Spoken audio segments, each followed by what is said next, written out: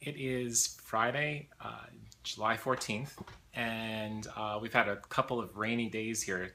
Really, really rainy. Thunderstorms haven't passed right over us, but there have been some wicked thunderstorms in the area.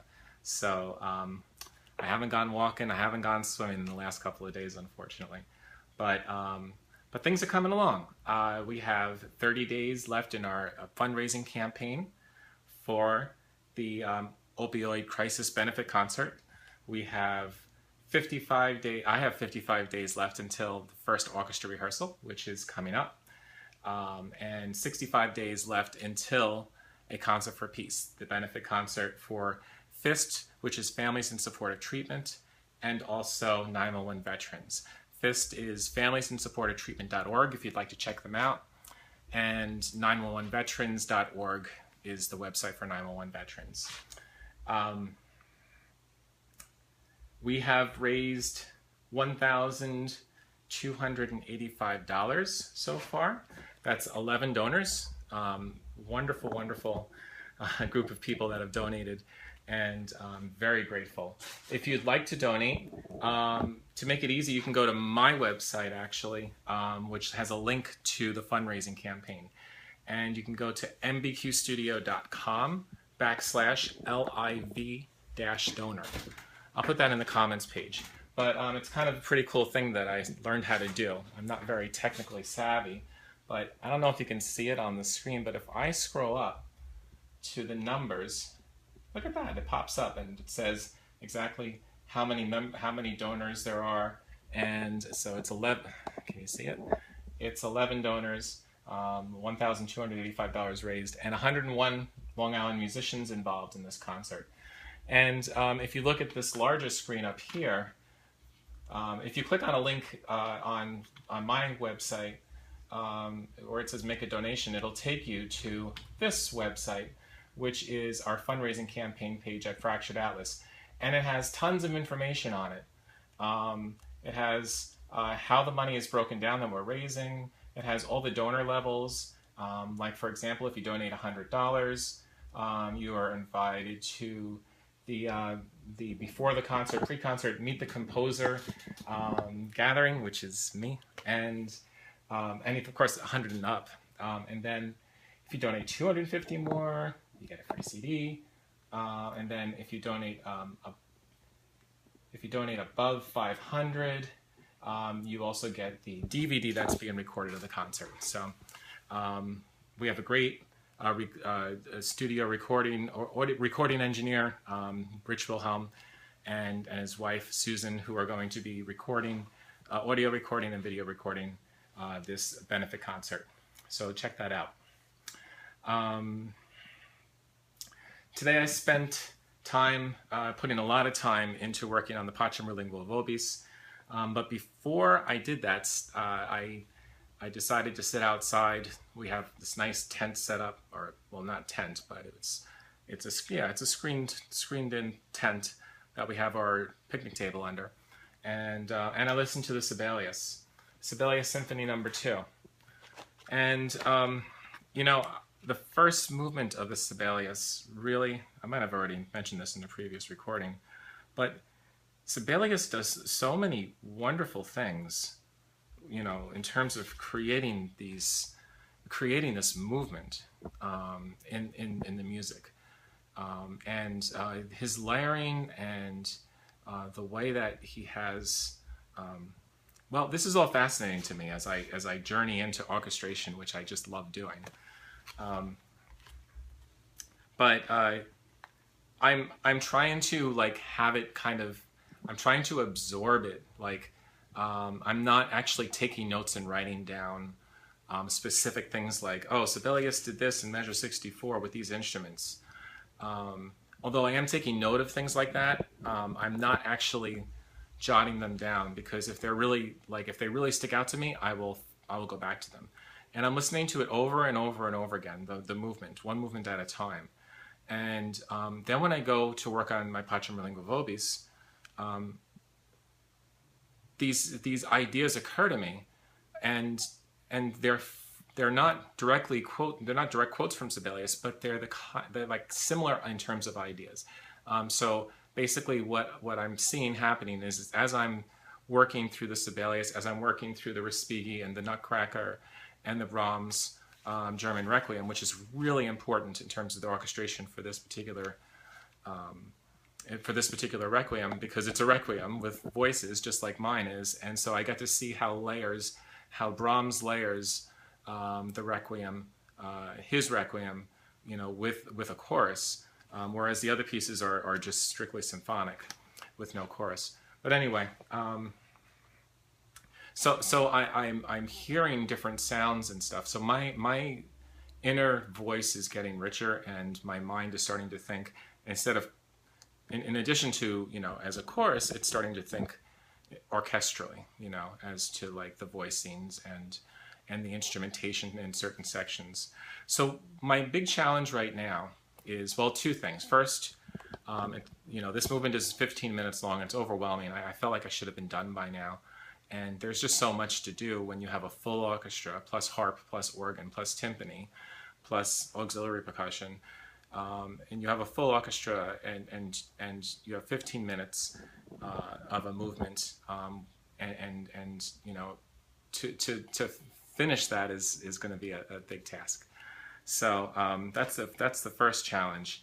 The second challenge that I'm finding is like making sure that that everybody in the orchestra is important. In other words, I don't want somebody to like play like 3 measures in the beginning, and then of the movement, 15-minute movement, and then play in the last like 10 measures or something like that. I mean, that's an exaggeration, but you get the point. Everybody there is volunteering their time. They're all part of this orchestra and all part of this benefit concert, and not only that, but eventually I'm hoping that people like this, and people hear it and they're like, hey, I'd like my orchestra and chorus to do this. So I want to make the parts interesting. However, at the same time, this is a choral work with orchestra accompaniments. There's a few sections in this where I feature the orchestra primarily. For example, the introit at the very beginning. We have for the very first movement, we have In Paradisum. And In Paradisum is the sopranos and altos entering. They're the angels singing In Paradisum before the crisis hits. And so they enter. In fact, I'm hoping that we can have them walking into the church as they're singing and take their place in the front with the tenors and the basses. And then after that, the orchestra begins the introit. So I'm going to have an introit, and it's going to kind of focus on different parts of different movements, and then it enters into it goes right into attacca. It goes right into the De Profundis, which is the very big opening, the very big beginning. And so the introit is where the orchestra is featured. And then, really, quite honestly, the Pacem Lingual Vobis, the chorus is kind of orchestral,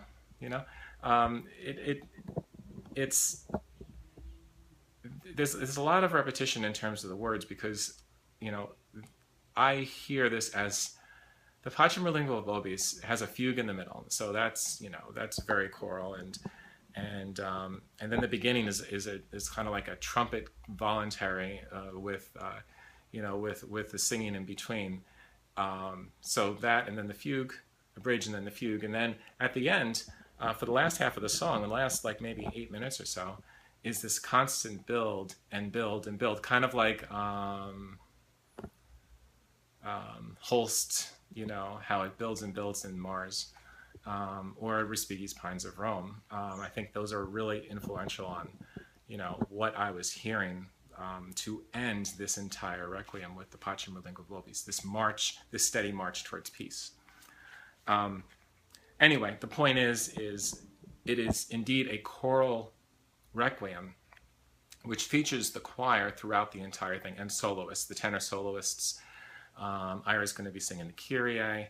Alejandro's going to be singing the Pacem, the Absolve Domine, and yeah, and then there's Agnus Dei, which is a tenor and a soprano duet for the most part, with a, chorus in the background.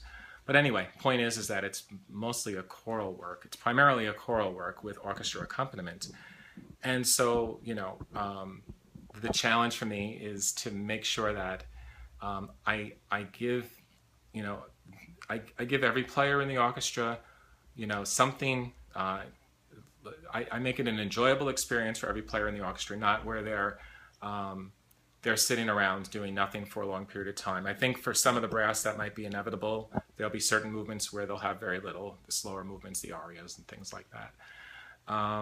But at the same time, I don't want everybody playing all the time. So that's what I need to learn as an orchestrator now, is how to include everybody in the orchestra.